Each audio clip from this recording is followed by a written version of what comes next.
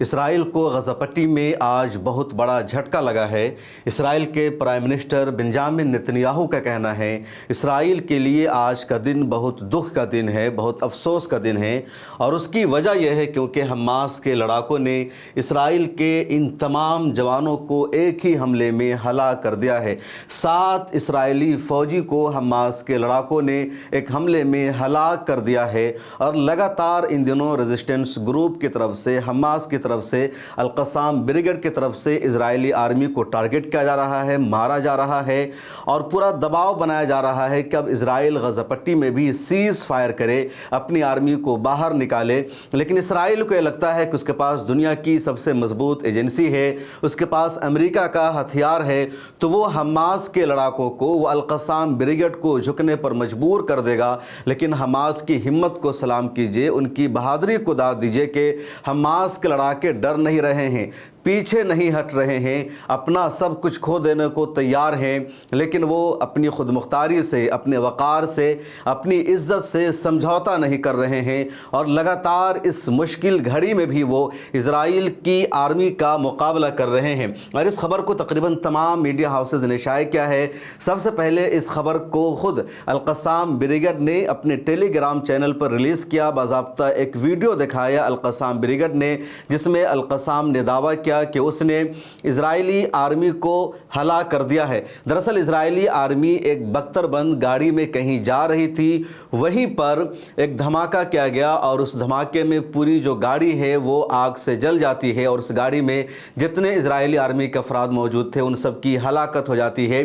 پھر ان سب کو بچایا جاتا ہے، لیکن کوئی زندہ نہیں بچ پاتا ہے۔ آپ الجزیرہ کی یہ خبر دیکھ لیجئے کہ more than 7 اسرائیلی سولجرز killed ان ساؤتھن غزہ فائٹنگز۔ تو ساؤتھ غزہ میں، اور دراصل یہ خان یونس کے علاقے میں ہوا ہے، خان یونس کے علاقے میں لگاتار اسرائیلی آرمی فلسطینیوں کو باہر نکلنے پر مجبور کر رہی ہے، ان سے پورا کا پورا علاقہ خالی کرایا جا رہا ہے۔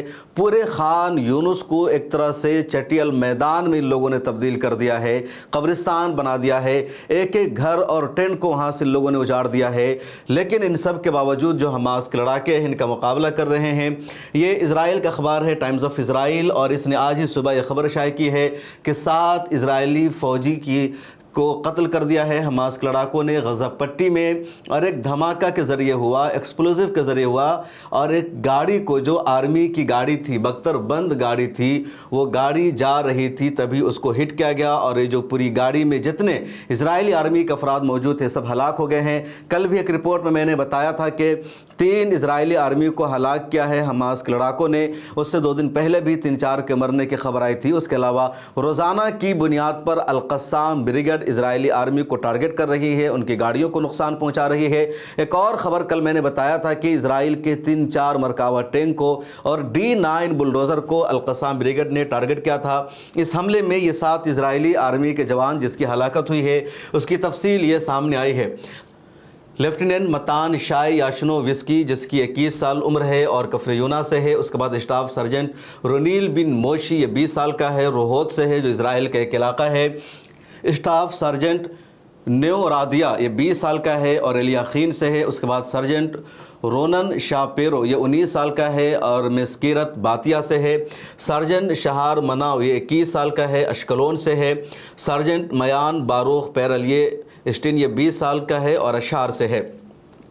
ایک اور یہ اسٹاف سرجنٹ الون ڈیوڈوف، یہ 21 سال کا ہے اور کریات یام سے ہے۔ سارے اسرائیل کے شہر ہے جہاں سے ان سب کی ہلاکت ہوئی ہے، اور انجینئرنگ بٹالین سے یہ سب کے سب وابستہ تھے، جو 605 اسرائیل کی انجینئرنگ بٹالین ہیں۔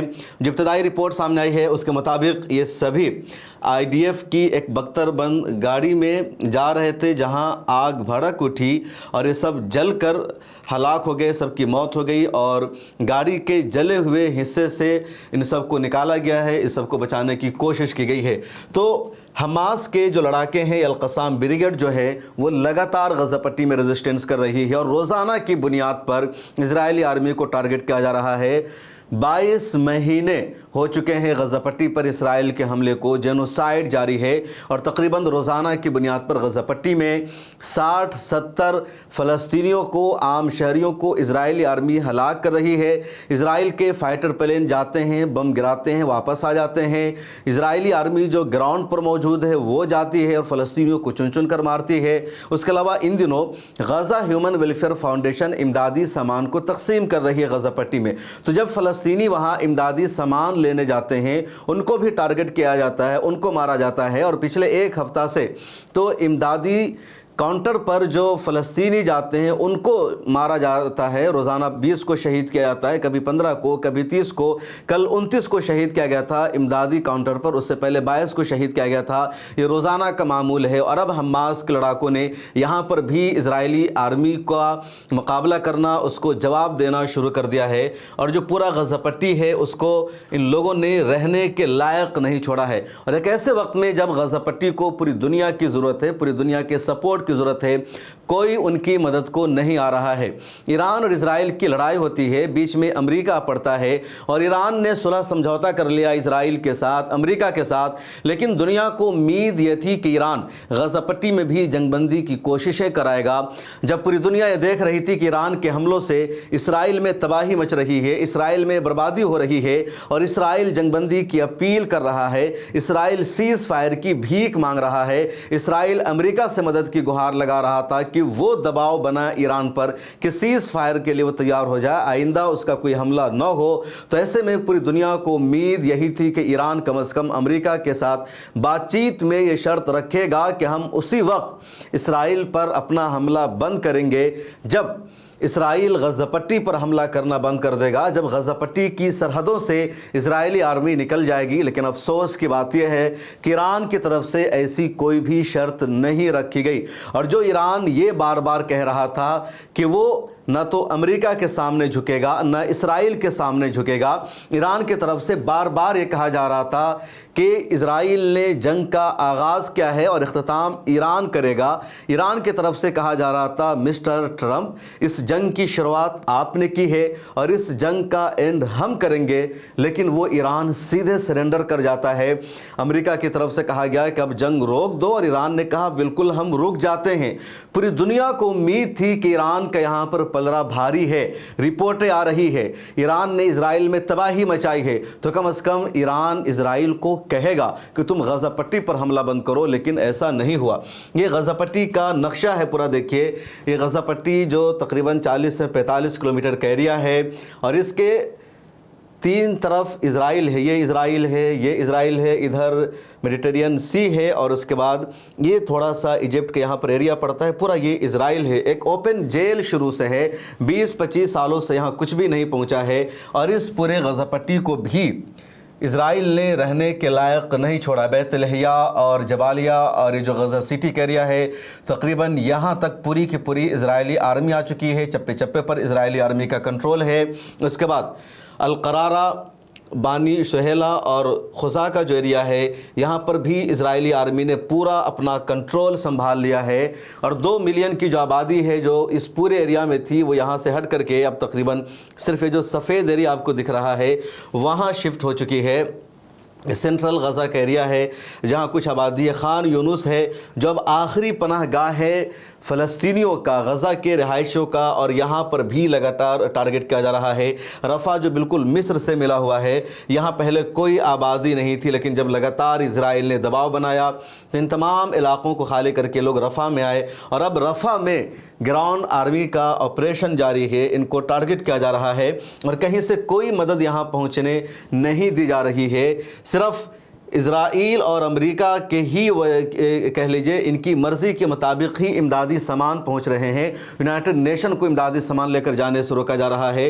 दुनिया की 14 बड़ी ऑर्गेनाइजेशन ने अपील की है कि उन्हें गज़ा पट्टी में इमदादी सामान तकसीम करने की परमिशन दी जाए, लेकिन उन्हें भी परमिशन नहीं दी जा रही है। इस तरफ भी आप गज़ा पट्टी का पूरा नक्शा देख सकते हैं। तो ये सच्चाई है, ये हकीकत है कि लगातार गज़ा पट्टी में ان کو مارا جا رہا ہے۔ کل کی رپورٹ میں نے بتایا تھا کہ 55,000 سے زیادہ عام فلسطینیوں کی شہادت ہو چکی ہے۔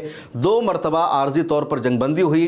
ایک عارضی جنگ بندی سال 2024 میں ہوئی تھی قطر کی کوششوں سے 1 ہفتے کے لیے، اس کے بعد دوسری مرتبہ جنوری 2025 میں جنگ بندی ہو گئی تھی، اور جنگ بندی 3 مرحلے میں ہوئی تھی، لیکن پہلے مرحلے کی جنگ بندی ہو جانے کے بعد جب دوسرے مرحلے میں قدم رکھنا تھا تو اسرائیل نے وہاں پر غداری کی، دھوکہ دیا اور غزہ پٹی پر اٹیک کرنا شروع کر دیا، اور اس کے بعد سے پھر جنگ بندی نہیں ہو سکی ہے۔ قطر کا کہنا ہے کہ بات چیت لگاتار جاری ہے، لیکن ابھی تک جنگ بندی کی امیدیں نظر نہیں آ رہی ہے۔